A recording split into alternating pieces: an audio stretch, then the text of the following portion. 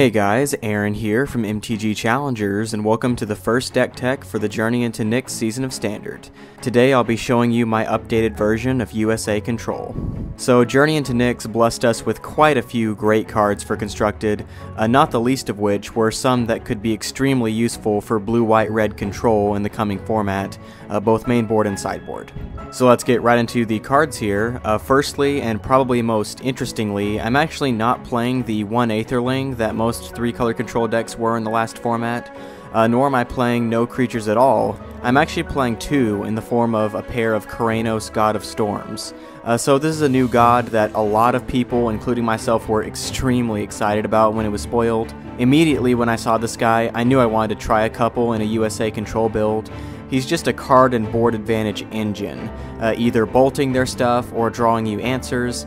The best part about him is that you will always be getting some kind of an advantage off of him every single turn with no exceptions. Mainly because every single card in your deck will trigger either ability, since every card in your deck is either a spell or a land, of course. Drawing a card is always awesome, and even if they don't have a creature out that you can bolt, you can do the 3 damage to their face to get them closer to 0. He also interacts really interestingly with all the scrying that goes on in the deck, so you can play a scry land and look at the top card, see if it's land or non-land, and decide then which ability you want to trigger with him next turn, and you have a really good chance of getting your wish. This guy is just gushing with potential. No one's really sure how good he is yet. Some people think he's busted, and others think he just won't see any play until after rotation. I don't know, but for now, he's definitely worth 2 slots in the deck, and we'll definitely see what he can do. Moving on to the spells, which are the bulk of a control deck, of course. 3 Mizzium Mortars serve as really nice early turn red removal up against a variety of foes. 4 damage kills most relevant creatures in Standard right now, including ones that traditional blue-white control decks can have a lot of difficulty dealing with, like Stormbreath Dragon and Blood Baron of Vizkopa, since they both have protection from white. It also hits really annoying stuff like Grey Merchant of Asphodel, Courser of Kruphix, and of course all of the smaller aggressive creatures. And then there's the Overload, which it's there if I want to use it. I'll usually just Supreme Veridct, but it is a viable alternative if I don't draw it. Then I have the counterspells in the deck, which consist of 3 Dissolve and 1 Counterflux. Control decks these days normally play 4 Dissolve, but since I do have access to red here, I thought a 1 and 3 split was decent. Counterflux is worth it as a 1-of because it's just good in the control matches because it's uncounterable, and Dissolve is just good because it counters anything and everything for a less intensive cost than Counterflux and lets you scry 1 on top of it, which is a great combo. Beyond that, they're counterspells, they shouldn't require much explanation. Next I have 1 Warleader's Helix. It's just a nice 1-of spell for a mid-range or control deck. It's certainly not a 3 or 4-of, mainly due to the mana cost. It's just too expensive to run multiples. But when you aren't drawing those mortars, and you really need to get rid of those bigger creatures, Warleader's Helix will get the job done, and it'll gain you a pretty nice amount of life on top of that. Also, unlike Mizzium Mortars, you can deal the 4 damage to the face, or to one of their Planeswalkers, so that just makes it that much better, provided you have the 4 mana open. So now we're getting into the real staples of blue-white control decks. We start with, of course, the traditional playset of Supreme Veridct. Control decks just absolutely need this against, of course, all the aggro decks and creature-heavy mid-range decks. By turn 4, an aggressive deck has basically just exhausted their hand, they've run out of steam, and they're just slamming you full force with all their creatures trying to get you to 0 life. And when they're at that point and you just drop Supreme Veridct, that can literally just be game over for them right there, since they'll mostly have to resort to top decking at that point, and you'll be so far ahead of them in terms of card advantage. Against blue-white mirrors, it's pretty obviously going to be sided out, at least a couple, since they run very few, if any, creatures, but it's still absolutely necessary to have the full 4 in the main deck. Then I have another core playset, which is Sphinx's Revelation. Just an absolutely amazing card, still one of the very best cards in Standard. A sizable revelation can literally turn the game around in your favor by itself, since you'll be getting a fistful of answers and getting enough life to get you back into the action. There's really not many strong points of this card in any particular matchup, it's just flat out good, and that's all there is to it. Next I have 2 Fated Infatuation. It's a really interesting card. It's another board wipe in case I don't get Supreme Veridct out. The mana cost is expensive, but at instant speed is just crazy good. One of the coolest things about it is that it hides behind Sphinx's Revelation really well. So you're up against an aggro or mid-range deck, and they see that you've left a lot of mana open, so they just assume that you're going to rev at the end of the turn, so they play around a Sphinx's Revelation, and then you cast Fated Infatuation instead, totally surprises them, and it's just a blowout. Also, including Planeswalkers in the wipe is also really awesome, since there are so many running around right now, especially with the new Ajani. I'm not sure how good he is yet, but this card will definitely help to mitigate him and any other problematic walkers. Next up, I have 3 copies of Detention Sphere.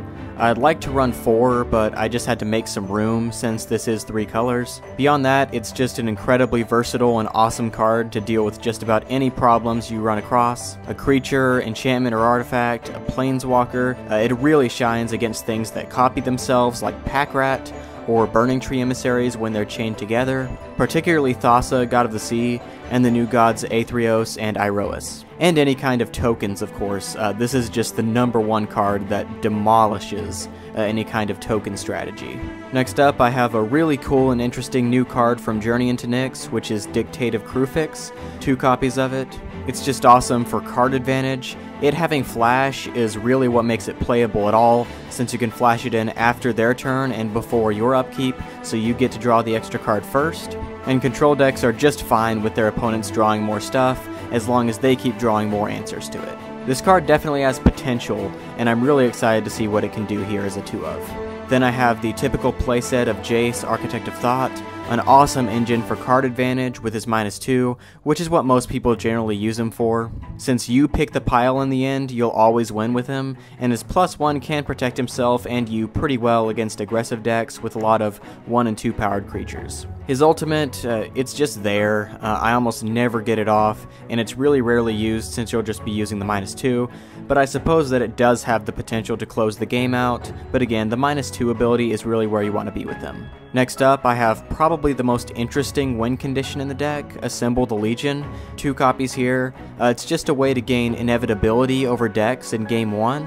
They probably won't be running enchantment removal main deck, so dropping this, provided that they don't have a ton of threats on the field, is usually just game over right there, since every single turn you'll be getting more and more tokens that can swing in immediately on that turn, or just stand back and block anything that they throw at you. Game 2, you just want to side them out usually, since your opponent will definitely be siding in a lot of enchantment removal to deal with them, which is a great situation for you since it will make them make bad sideboard choices and have more dead cards in their deck. But once it gets going, there's almost nothing your opponent can do to come back after that. Then I have the final spell in the deck, as well as the primary win condition, Elspeth, Sun's Champion. 3 copies of her is just awesome to have. She's been the main win condition for blue-white control and other mid-range decks ever since she was printed, and she'll likely continue in that role for the foreseeable future. 3 1/1s as a +1 ability is amazing for just pumping out cheap blockers that will protect her and you as you increment her up, and once you get her ultimate off, it's usually game over in 1 to 2 swings. The -3, it's not used as much, but it's still definitely a great ability since it kills Stormbreath Dragon and the Blood Baron, again, the 2 cards that typically give blue-white a really bad time. Both their +1 and -3 abilities are also good up against Desecration Demon, depending on how you want to approach it. You can either pump out a ton of creatures and just sack 1 every turn to tap it down, or you can just -3 immediately and outright destroy the demon. Beyond that, in the actual mono-black Devotion matchup, I generally side out 1, sometimes 2, since they do have Bile Blight and Drown in Sorrow, which will just wipe out all of the soldiers you've built up in one swoop and leave her completely exposed. Nonetheless, she's just amazing in this deck, and will likely continue to be such in the coming format. Moving on to the mana base, it's pretty traditional as far as 3-color decks go. I'm running the full 12 Shocklands, so 4 Hallowed Fountain, 4 Steam Vents, and 4 Sacred Foundry. These should be self-explanatory. As for the Scry lands in the deck, I'm running 10 in total. Those are 4 Temple of Enlightenment, 3 Temple of Epiphany, and 3 Temple of Triumph. It's awesome that we finally have the red and blue Scry land, and its inclusion here just makes the mana base that much more solid. I didn't want to run all 12 of the Scries, since I don't want a huge number of tap lands since the format is speeding up a bit. And then I have 4 basics, which are 2 islands and 2 plains. So that's it for the main board. Let's move on to the sideboard.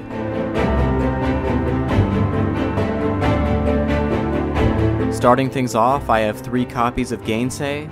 I usually run 4 in sideboards, but Mono Blue Devotion just hasn't been the dominant force that it was in Theros and the beginning of Born of the Gods, so I pushed it down to 3. It's still a fine sideboard card for whenever I do face Mono Blue, and it's awesome at countering all the big blue control spells like Sphinx's Revelation, Detention Sphere, and Jace Architect of Thought. Then I have another new card, which is Deicide, 2 copies of it. Absolutely amazing card for sideboard tech. Exiling an enchantment at instant speed is just awesome, and having the surgical extraction tacked on for the gods just pushes it way over the top. A few of the new gods certainly have the potential to be format defining, so this just helps them stay under control. I also have another Journey into Nyx card in the side, Reprisal, 2 copies of it as well. An awesome card to side in against mid-range decks running all of the big creatures like Advent of the Worm, Desecration Demon, Keranos, and Reaper of the Wilds if they don't have the mana to protect it. It still doesn't get Stormbreath or Baron, but we have plenty of other cards to deal with those guys. Next up, I have 3 Last Breath, a decent and cheap removal spell to have against all of the various quick creatures that aggressive decks are going to be playing. Particularly Voice of Resurgence, it exiles it so they won't get the token. It's also particularly good against Courser of Kruphix and Grey Merchant of Asphodel, since they both have 2 power and can be very annoying as blockers. They will gain 4 life, but that ultimately doesn't matter if their threats are offline. Then I have a 4th copy of Mizzium Mortars in the side. It's just good to have the full playset game 2 against, again, the Dragon and the Baron to really get rid of their big, hard-to-remove win conditions. Further tech I have against the creature decks are 2 Blind Obedience, a great way to really slow down the aggressive decks that are going to be relying on little haste creatures to swing in the turn they come into play. It's usually enough to delay them until I get my Elspeths, Jaces, and Assembled Legions online, and the Extort is also good for just some miscellaneous life gain, which definitely doesn't hurt against the aggressive matchups. Next, I have a 4th Detention Sphere. Like the 1 Mortars in the side, it's just here because I didn't have the space to run the full 4 in the main deck, and it will come in the many matchups in which it is good. And finally, I have 1 copy of Jace Memory Adept. This is just for the blue-white control mirror, where the games just drag on and last a long time. You can play Jace and just mill them for 10 each turn and win by that method.